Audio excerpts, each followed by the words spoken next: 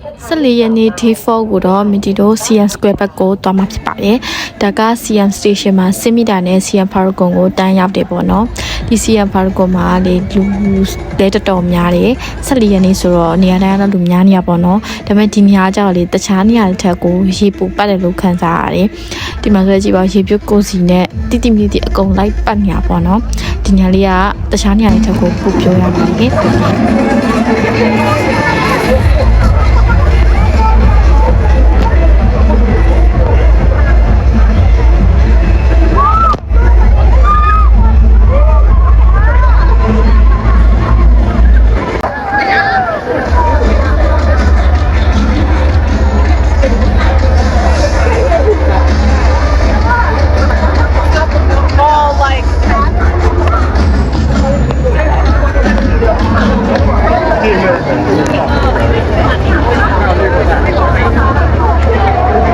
ဖြောပြရေး stage show ရှိရပါတော့။ဒါပေမဲ့ဒီအရှိကိုတွားချင်တော့ဝင်ချပေးရပါတယ်။ဒါကတော့သူတို့ရဲ့နာမည်ကြီးဆိုတော့လောက်ဆိုထင်တဲ့အရန်ပြောနေကြတာပေါ့နော်။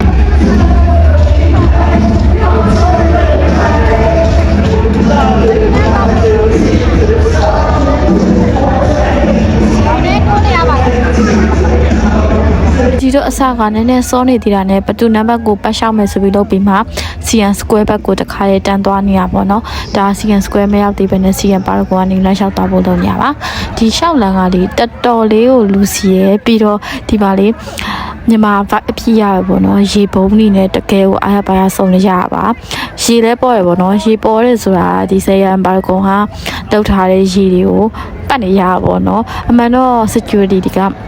ပေးမပေါ့ပေါ့နော်ဒါပေမဲ့လူအားများတော့မနိုင်တော့သူထင်တယ်သူတို့လည်းမပြောပဲလွတ်ထားပေးလိုက်တာပေါ့နော်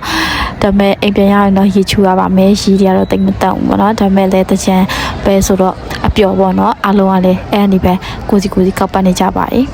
CN Paragonအလားဆင်ထားတဲ့ရေနဲ့ဒီမှာကြည့်ပါအပေါ်နဲ့အောက်အားရပါရတိုက်ပွဲဝင်နေကြတာပေါ့နော်မီဒီလည်းတိုက်ပွဲထဲမှာခဏတော့ဝင်ရောက်ဆွေးနွေးကြပါသေးတယ်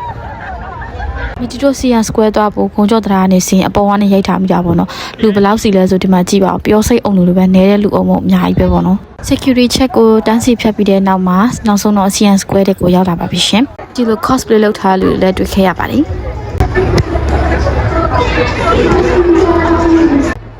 လူစီတဲ့ရက်တွေဆိုတော့ထုံးစံအတိုင်းလူအများကြီးကြမှာတိုးဝင်ရတာပေါ့နော်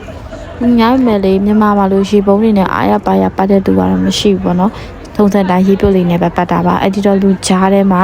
ရေဒီဆိုစီဆိုကြီးနဲ့လမ်းလျှောက်ရတာတိတ်တော့အဆင်မပြေဘူးပေါ့နော်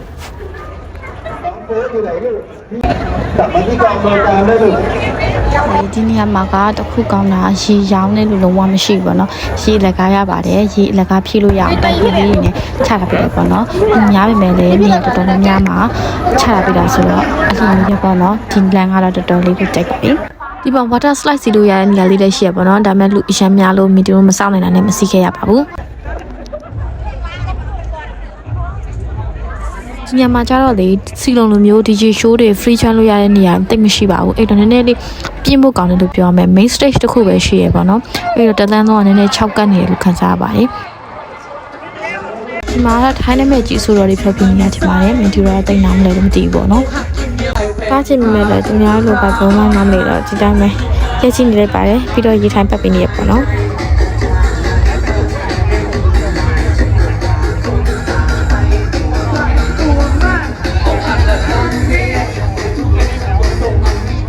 ရေစော့ပြီးပိုက်စားလို့ရှိရင်ချချန်စီနဲ့မုတ်စားလို့ရတဲ့နေရာလေးလေးရှိပါတယ်ဒီလိုဖူးကောက်လေးလည်းရှိရပါတော့ဒါကတော့ spicy noodle ရောင်းတဲ့ဆိုင်လေးပါ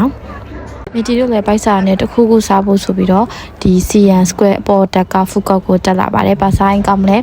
လိုက်ကြည့်တယ်ပေါ့နော်ရှောက်ကြည့်ပြီးတဲ့အခါမှာဘာမှစားချင်တာမတွေ့တာနဲ့ထိုင်းတီပဲဝယ်တောက်ခဲ့ပါတယ်ထိုင်းတီတစ်ခွက်ကိုတော့60ပေးရပါတော့ဒါပေမဲ့တောက်လို့ကောင်းပါတယ်နှုတ်အစစ်နဲ့ဖြောပြရပါတော့တော်တော်လေးစိတ်ပြီးရတာရှိပါတယ်အခုန CN Square မှာလေလူများပြီးရီလဲတိတ်မပတ်တာရဲ့ DJ လည်းမရှိတာရဲ့ကြောင့်ပြင်းတာနဲ့မီတီတို့ကတော့ CN Paragon ဘက်ကိုပြန်ထွက်လာပြီးတော့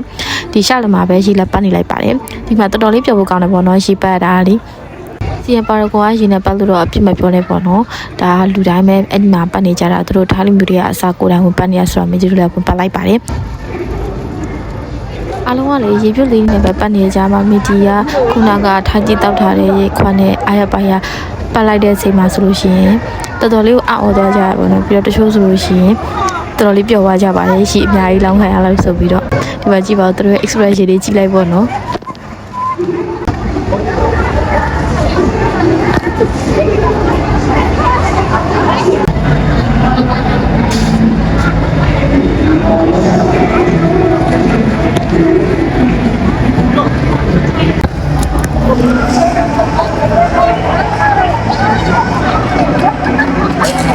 မကြည့်နော်အကုန်လုံးကတရားရှိဘူးပဲလာခဲနေကြတာပေါ့နော်ဘာလို့လဲဆိုတော့ဒီမှာပဲရှိရလက်ကားရတာ哦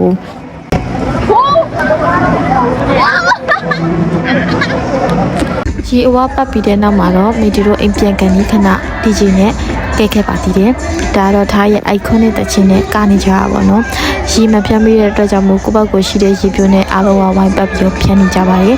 တော်တော်လေးတော့ပြန်ဖို့ကောင်းခဲ့ပါရဲ့ရှင်